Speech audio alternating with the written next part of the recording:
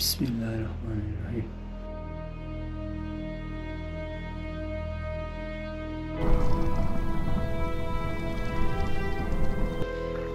Üç kuşak sonra kimse sizi hatırlamayacak. Öleceksin, gideceksin.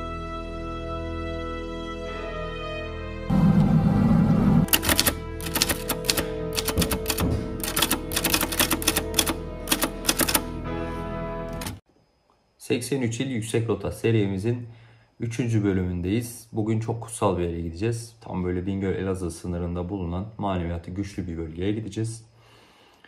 Ben hazırım. Siz de hazırsanız yolda görüşelim.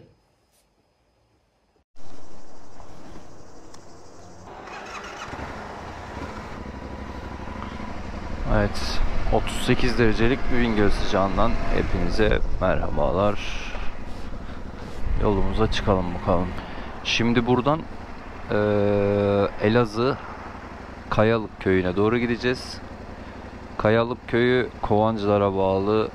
Gideceğimiz yerin ortalama rakımı, yüksekliği de 1600, 1700, 1800 arası bir rakıma gideceğiz. Çok güzel bir dağa gideceğiz. Kuveys Dağı'na gideceğiz.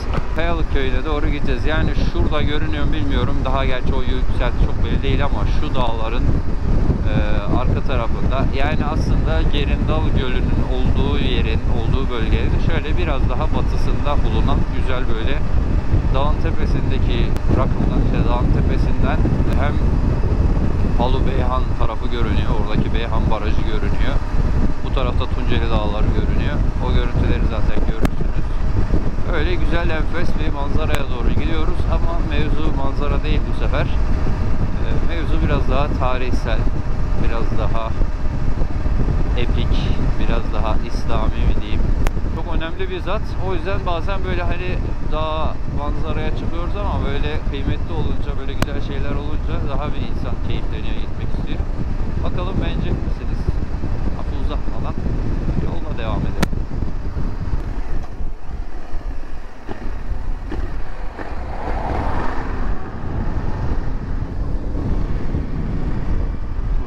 Köyüne geldik. Şöyle şu dağları geçeceğiz.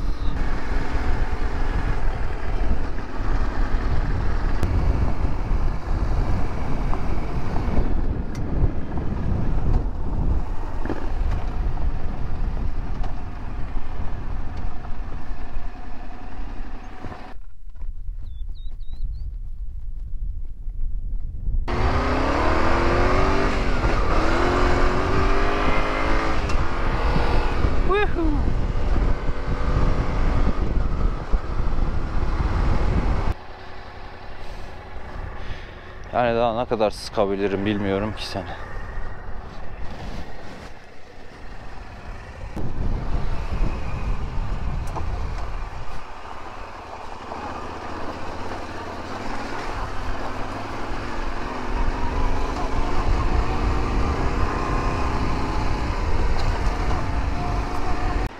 Şuradan bir manzaraya bakmak istiyorum. Geldiğim yolları da bir göstermek istiyorum. Şu bölgeden geldik. Şöyle şuradan arıcıların o aralardan. Şu karşı taraf zaten Kovancılar, Karakoçan bölgesi. Karakoçan orası, biraz daha ilerisi Kovancılar. Şu karşıda gördüğünüz Tunceli Dağları. Oralardan sonra sağ Tunceli Dağları, Tunceli Vadileri başlıyor. Arka tarafın Diyarbakır tarafı. Birazdan daha güzel görürüz. Diyarbakır tarafı, Bingöl tarafı. Gerindal, o bahsettiğim göl hemen arkada. Şu an burayla oran rakımı hemen hemen arada bir 300-400 metre var. Burası 400 metre daha aşağıda. Gerindal biraz daha yukarıda. Ben de bir soluklanayım.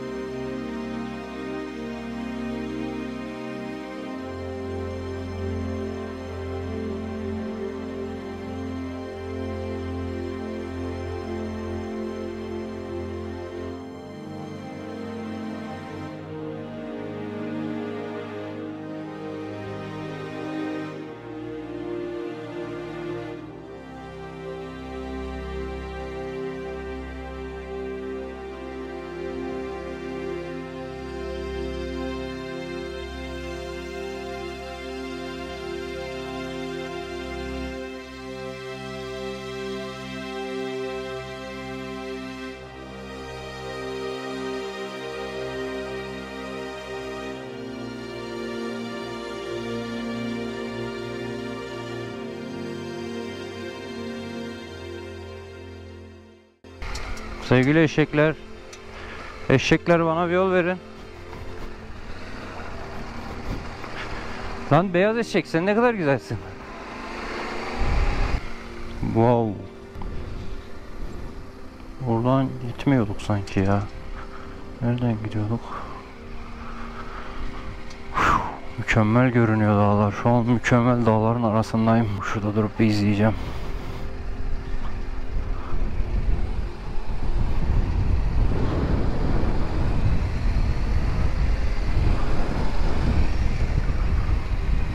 Şurada şu dağa tırmanmıyorduk herhalde, yok. Şuradan aşağı iniyorduk. Neyse yol güzel. Şöyle şuradan gitsek daha mantıklı. Ama şurada çeşme vardı. Bir su içerim ya.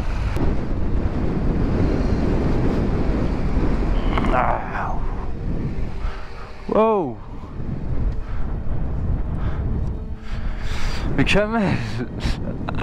Öyle dopamin salgılıyorum şu anda. Allah. Şu taraflar. Şöyle şu taraf Lice tarafı. Zaten o Diyarbakır Ovası'nın olduğu belli oluyor. Burası mescitimiz. Şu an biz tam ortadayız. Sol tarafımda Tunceli tarafı, arka tarafım Bingöl, Gerindal. İşte Gerindal'dan yolda örnek verdim diye çok bahsediyorum. Sultan Kubeys Dağı da şu dağın tepesinde. Sonunda geldik o muhteşem dağa. Sultan Kubeys Dağı burası. Biz bu dağın tepesine çıkacağız. Oradan daha güzel bakacağız manzaraya. Ama şurada bir su içmem lazım.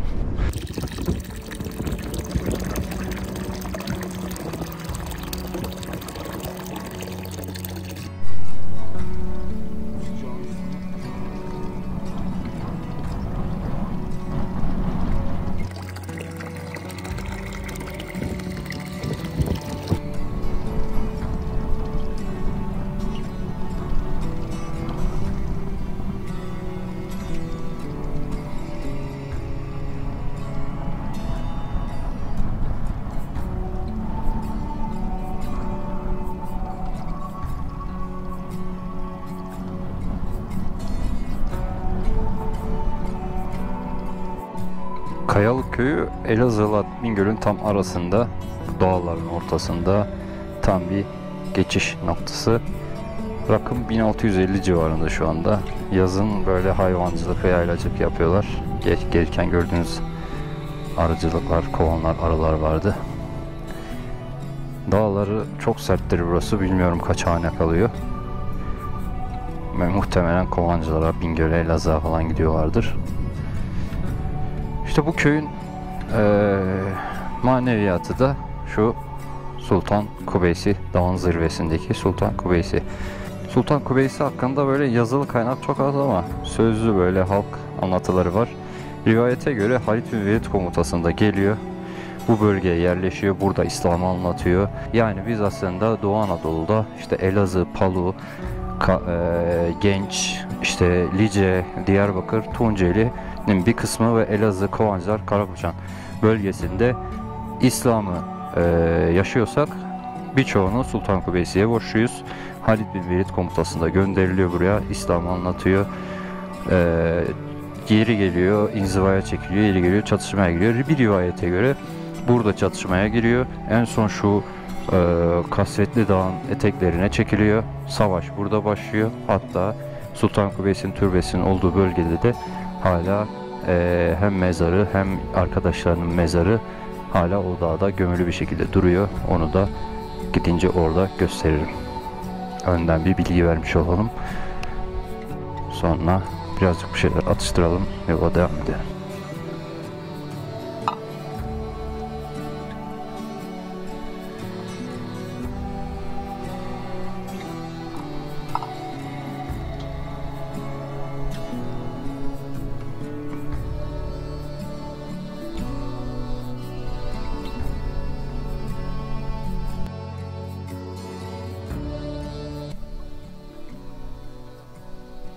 Çok sarp bir arazi, çok dağlık bir arazi. Böyle kendimi bu döneme koyuyorum, böyle hayal ediyorum. Düşünsenize 7. yüzyılda Halit bin Velid sizi gönderiyor bu bölgeye, İslam'ı anlatın diye. Tebliğ edin diye. Bölgede geliyorsun, İslam'ı anlatıyorsun, her tarafı işte Müslümanlaştırıyorsun. Çok kıymetli bence. hop bayağı kum buralar. Tek gelmemek lazım ama ben yine de dayanamadım, tek geldim. Süper yerlere gidiyorum. Süper yerlere gidiyorum. Hop stop. Hiç mi araba geçmedi buradan?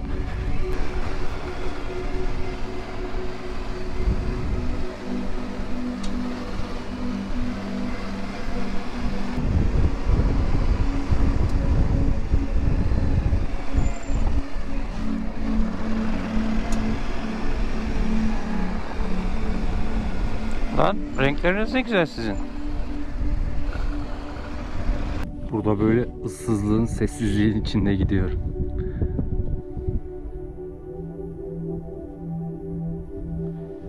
Şimdi şu dağa da şöyle döndükten sonra fıt şuralardan çıkacağız. Bir dağ daha var. İşte o Sultan Kubeys Dağı. Bunu da geçip Sultan Kubeys Dağı'na bağlanacağız.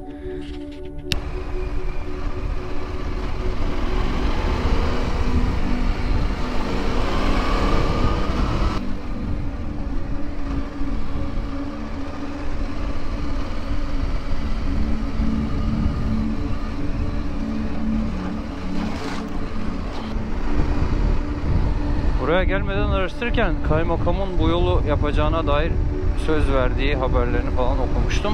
Yolu yapmış. Tebrik ederiz buradan. Teşekkür ederiz.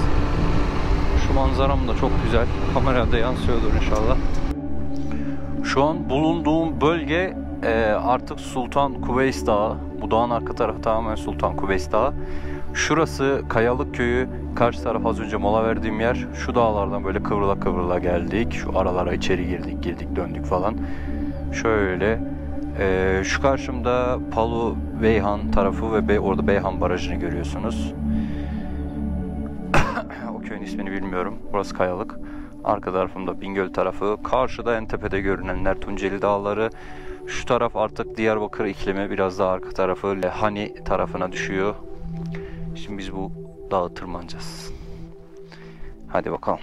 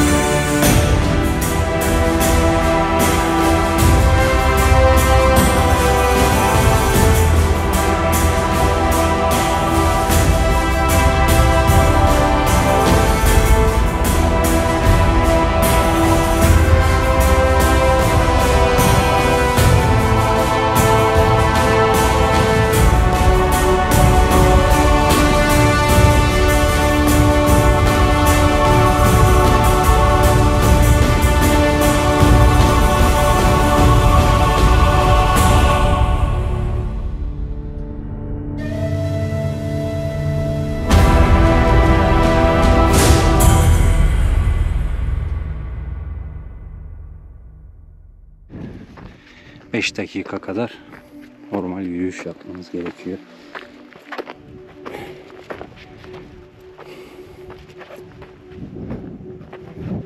Hemen şu dağın arkasında Sultan Kubeysi Türbesi'ni göreceğiz.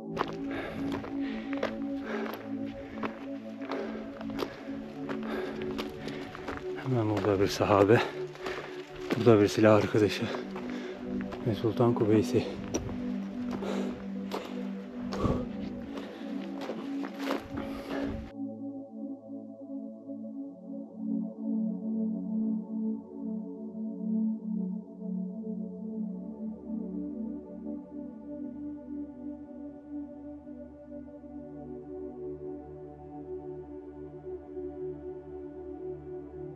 Bismillahirrahmanirrahim.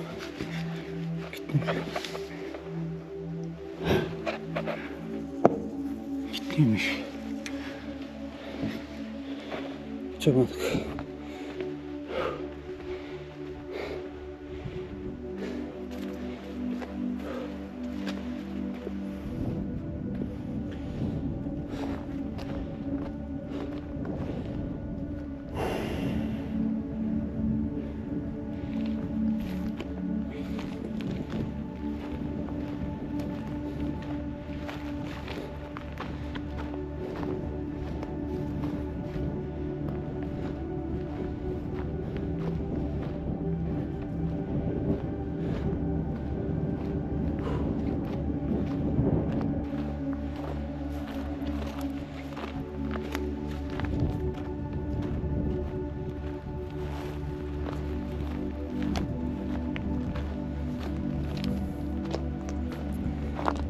Sayabildiğim kadarıyla 1, 2, 3, 4, 5, 6, gerisi bir tane vardı, 7. 8'e diyebiliriz. Bu kadar silah arkadaşımın mezarı var.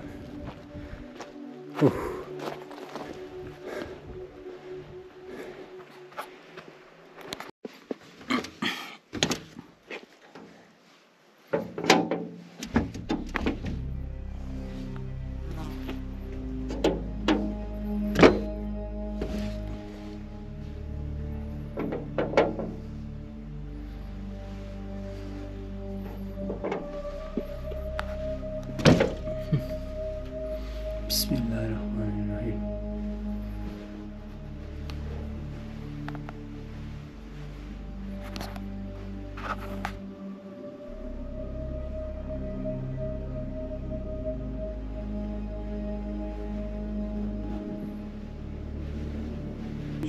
Serin, o kadar güzel ki.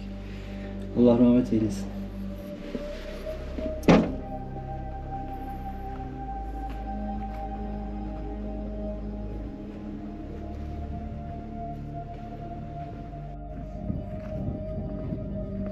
Yedinci yüzyıldayız. Halid bin Velid komutasındaki Sultan Kubeysi, İslam ordularının artık Arap Yarımadası'ndan çıkıp işte İran'a, Irak'a, Anadolu'nun doğu bölgesine seferler düzenlendiği dönemde Halid bin Velid Sultan Kubeysi'yi bu bölgeye gönderiyor. Bu bölgede İslam'ı anlatması, tebliğ çalışmalarına başlaması söyleniyor. Karşısında 3 tane büyük güç var. Batıda Bizans İmparatorluğu var. İşte biraz kuzeyde Sasaniler var. Güney bölgelerinde ise Ermeniler ve Zerdüşler, inanış olarak söyleyelim, Zerdüşler var. Bu bölgede bu 3 etnik gruba karşı savaş veriyor, mücadele veriyor, İslam'ı tebliğ ediyor.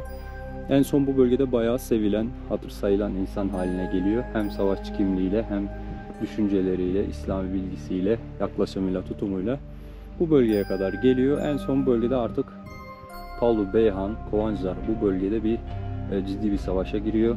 Savaşta artık bu dağın, bu Sultan Kubeys adı verilen bu dağın eteklerine sığınıyor. Burada arkadaşlarla birlikte maalesef şehit ediliyor.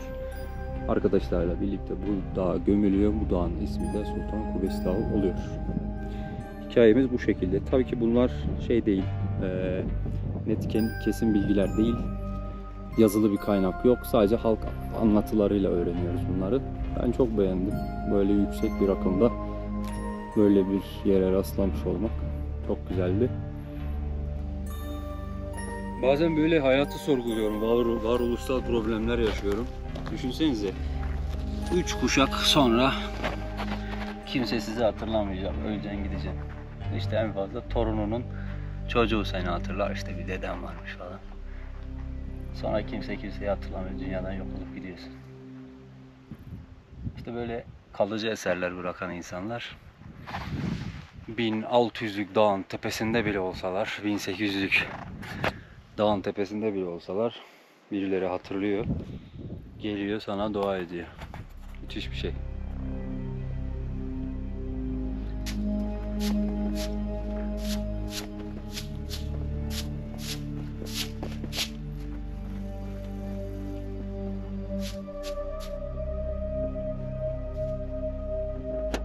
Şimdi bir de ben yolda gelirken biriyle konuştum, bir teyzeyle. Teyze dedi ki işte bu bölgede işte hastaları olan, çocuk bekleyen, işte yaşlısı olan insanlar buraya geliyor. Sultan Kubeys'ten dua ediyorlar burada ve çoğuna da şifa olduğu söyleniyor. Yani ben bunu şeye benzetiyorum, böyle Orta Çağ'da bu ruhban sınıfı Hristiyanların yaptığı işte Allah'la araya aracı koymaya benzetiyorum. Bizim dinimizde zannediyorum öyle bir şey yok. Yani zannetmiyorum öyle bir şey yok. Biz direkt Allah'tan isteriz. Buraya gelir, Sultan Kubeys'e dua ederiz. O ayrı bir konu. Ama araya işte buraya gelip aracı koyup dua etmek bana yanlış geliyor. Bilmiyorum, siz ne düşünürsünüz? Yani bu zatı gelip görüp işte yaşadıklarından ders çıkarıp veya işte hayat hikayesinden etkilenip kendimize bir şeyler katıp yola devam etmemiz lazım. Dini boyutu da zaten tarihsel boyutundan geliyor. O kısmıyla ilgilenmek lazım. Neyse, benden bugünlük bu kadar. Fikirlerime katılırsınız, katılmazsınız. Yorumlarda belirtebilirsiniz çekinmeden. Konuşur, fikir istişare yaparız. Benden bu kadar. 83 Yüksek Rota serimizin 3. bölümünden şimdilik hepinize veda ediyorum. Başka videolarda görüşmek üzere. Kendinize iyi bakın. Diğer videolarıma da bakın. Beğenirseniz beklerim. Abone olursanız sevinirim. Görüşmek üzere.